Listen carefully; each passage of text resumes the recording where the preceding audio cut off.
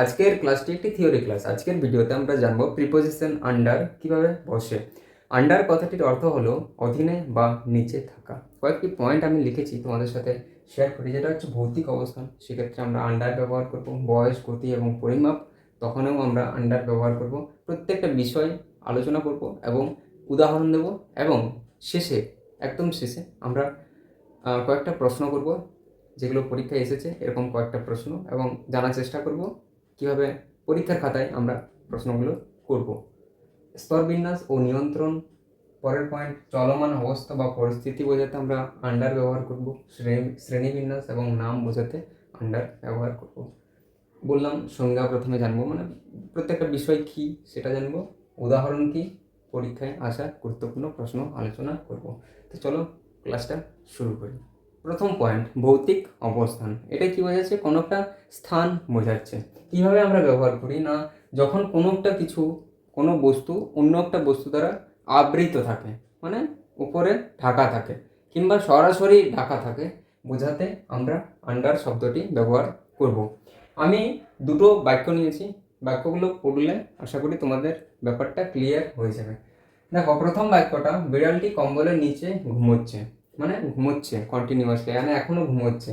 তাহলে the cat is sleeping under the blanket. দ্বিতীয় বাক্যটি, তার জুতো দুটো বিছানার নিচে ছিল। এখানে দেখো, তার জুতো দুটো, his shoes were under the bed. তাহলে কোনো একটা ভৌতিক অবস্থান যদি বোঝায়, তাহলে কিন্তু আমরা আন্ডার শব্দটি ব্যবহার করব। পরের পয়েন্টটা দেখে নিই চলো। পরবর্তী পয়েন্ট হচ্ছে বয়স, গতি এবং পরিমাপ বোঝাতেও আমরা কিন্তু আন্ডার ব্যবহার করে থাকি। উদাহরণগুলো দেখে নিই। 5 বছরের কম বয়সী শিশুরা বিনামূল্যে খাবার পায়। এখানে 5 বছরের কম বয়সী শিশুরা বলা হয়েছে, এটা বোঝাচ্ছে যে 5 বছরের বয়সের থেকে কম যাদের, মানে এখানে কম বয়সী, তাহলে বয়স বোঝাচ্ছে, সেই ক্ষেত্রে কিন্তু আমরা আন্ডার ব্যবহার করব। পরের প্রশ্ন, আমরা 1.5 বছরেরও কম সময়ে প্রকল্পটি সম্পন্ন করেছি। তাহলে এখানে 1.5 বছরেরও কম সময়ে, হ্যাঁ, এটাও সময় বোঝাচ্ছে। পরের প্রশ্ন, পার্সেলটির ওজন 5 কেজির কম ছিল। এখানে কি বলছে? 5 কেজি। কেজিটা কি? একটা পরিমাপের একক, তাহলে এটা পরিমাপের বোঝাচ্ছে। এভাবেই প্রত্যেকটা জিনিসের গুরুত্ব আমাদেরকে জানতে হবে, এবং থিওরি যদি জানা থাকে তাহলে কিন্তু পরীক্ষার খাতায় আমাদের ভুল করে আসতে হবে না, মানে আমরা সঠিকটা করে আসতে পারবো। পরের পয়েন্টটা দেখে নিই। স্তরবিন্যাস ও নিয়ন্ত্রণ হচ্ছে কোনো একটা ব্যক্তির নিচে কোনো ব্যক্তি কাজ করলে, কিংবা কোনো একটা প্রকল্পের কোনো একটা দায়িত্বে কোনো একটা ব্যক্তি আছে, তার নিচে যদি কোনো ব্যক্তি কাজ করে, সেক্ষেত্রে আমি লিখে রেখেছি কর্তৃত্ব, ব্যবস্থাপনা অথবা কোনো বিভাগ বা প্রকল্পের দায়িত্বে কোনো ব্যক্তি আছেন বোঝাতে কিন্তু আমরা স্তরবিন্যাস ও নিয়ন্ত্রণ, মানে আন্ডার শব্দটা আমরা ব্যবহার করবো আর কি। আপনি আমাদের নতুন ম্যানেজারের অধীনে কাজ করবেন। নতুন ম্যানেজারের অধীনে বলা হয়েছে, অধীনে, এখানে আমরা আন্ডার ব্যবহার করব। তার নেতৃত্বে দেশটি সমৃদ্ধি লাভ করেছিল। তার নেতৃত্বে দেশটি সমৃদ্ধি লাভ করেছিল, তাহলে এক্ষেত্রেও আমরা আন্ডার ব্যবহার করব। আমার অধীনে 10 জনের একটি দল কাজ করে। অধীনে আন্ডার শব্দটি ব্যবহার করব। দেখো, আন্ডার, বিনিথ আর বিলো, এই তিনটা শব্দের অর্থ কিন্তু নিচে, কিন্তু এই তিনটা শব্দের পার্থক্য আমরা জানার চেষ্টা করব, জানতে আমাদেরকে হবে প্রথম কথা। সেই জন্য আমি আন্ডার কথাটার পুরো ব্যাপারটাকে প্রথম ক্লাসে আমি জানিয়ে দিতে চাইছি। পরবর্তী ক্লাসে আমি বিলোটা আনবো, তারপরের ক্লাসে আমি বিনিতকে আনবো। তিনটেই কিন্তু নিচে বোঝাতে মানে ব্যবহার করি আমরা। এবার কোনটা কতটা নিচে, নিচে থাকার পরও সেটা ঢেকে থাকবে না খোলা থাকবে, এই জিনিসগুলো পুঙ্খানুপুঙ্খভাবে জানার জন্য আমাদেরকে প্রত্যেকটা জিনিস আলাদা আলাদাভাবে জানতে হবে। সেই জন্য আমি আজকে শুধুমাত্র আন্ডারটা নিয়ে এলাম। চলো এখন আমি পরবর্তী পয়েন্টটা দেখে নিই। শেষের দুটি পয়েন্ট হচ্ছে চলমান অবস্থা বা পরিস্থিতি, আর একটা হচ্ছে শ্রেণীবিন্যাস এবং নাম বোঝাতেও আমরা আন্ডার ব্যবহার করি। কিভাবে না, প্রস্তাবটি বর্তমানে বিবেচনাধীন রয়েছে। নিচের প্রচণ্ড চাপের মধ্যে, প্রচণ্ড আন্ডার প্রেসার আছে, তবুও কাজ করছেন। সেতুটি বর্তমানে নির্মাণাধীন রয়েছে, সেক্ষেত্রেও আন্ডার ব্যবহার করব। তারপরের ক্ষেত্রে, এই চালানটি চুক্তিপত্র শিরোনামের অধীনে নথিভুক্ত করুন আর কি। এখানে অধীনে শব্দটি আছে, সেক্ষেত্রেও আমরা কিন্তু এই আন্ডার ব্যবহার করব।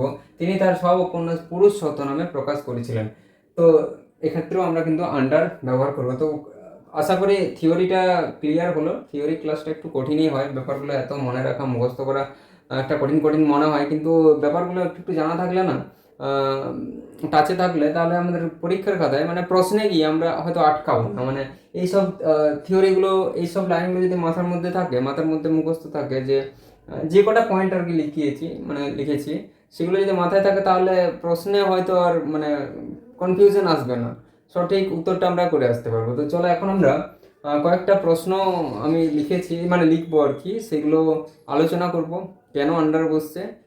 তো চলো দেখে নিই পরের প্রশ্নগুলো। প্র্যাকটিস সেটে আমি 8টি প্রশ্ন নিয়েছি। এই 8টি প্রশ্ন দেখলে তুমি বুঝতে পারবে কেন এগুলোতে আন্ডার বসছে, কেন বিলো বসছে না, কিংবা কেন বিনিত বসছে না। আমরা চলো প্রশ্নগুলো আলোচনা করে নিই। তো প্রথম প্রশ্ন, the cat hid dash the chair, মানে বিড়ালটি চেয়ারের নিচে লুকিয়েছিল। তো যখন চেয়ারের নিচে লুকিয়ে থাকবে, তখন আমরা হয়তো বিড়ালটাকে দেখতে পাচ্ছি না। এই ক্ষেত্রে আমরা কিন্তু আন্ডারটা ব্যবহার করছি, যে বিড়ালটিকে আমরা দেখতে পাচ্ছি না সেই জন্য। পরের দেখো, I kept the box under the bed, মানে এখানে আন্ডার বসবে আর কি। কেন বসছে না, একটা বেডের নিচে যদি, একটা বেডে বিছানার নিচে যদি আমরা একটা বক্স রেখে দিই, সেটা কি দেখতে পাবো? পাবো না। ভিতরে যদি ঢুকিয়ে দিই দেখতে পাবো না। তো এই কারণে আন্ডার বসছে। পরের দেখো, I am wearing a sweater dash my coat, মানে আমি একটা সোয়েটার পরছি আমার কোটের নিচে, মানে কোটটা উপরে থাকছে, তারপর সোয়েটারটা। তো এই ক্ষেত্রে আমরা আন্ডার ব্যবহার করব। পরের প্রশ্ন দেখো, don't drink if you are dash 21 years, মানে তুমি মদ্যপান করবে না যদি তোমার বয়স 21 বছরের থেকে কম হয়। তাহলে এক্ষেত্রেও কিন্তু আমরা আন্ডার শব্দটা ব্যবহার করছি।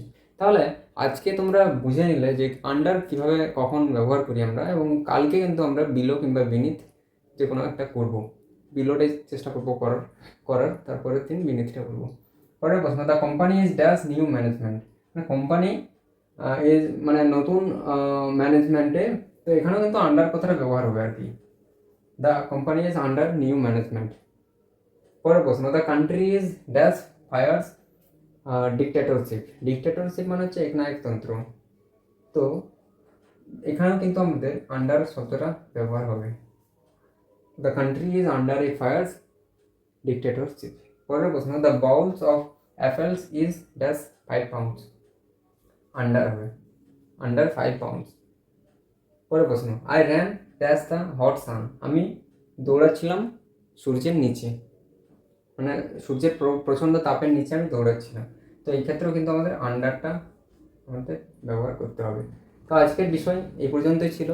কেমন লাগলো ভিডিওটি কমেন্ট করে জানাবেন। এবং থিওরি ক্লাসগুলো খুব একটা ইন্টারেস্টিং হয় না, জানতে হয় নতুন নতুন ইনফরমেশান, তথ্য আমাদের মাথায় যত থাকবে, আমাদের মাথায় যত তথ্য থাকবে, যতগুলো পয়েন্ট আমাদের জানা থাকবে, পরীক্ষার খাতায় সেগুলো আমরা ভুল করে আসবো না, করেই আসবো।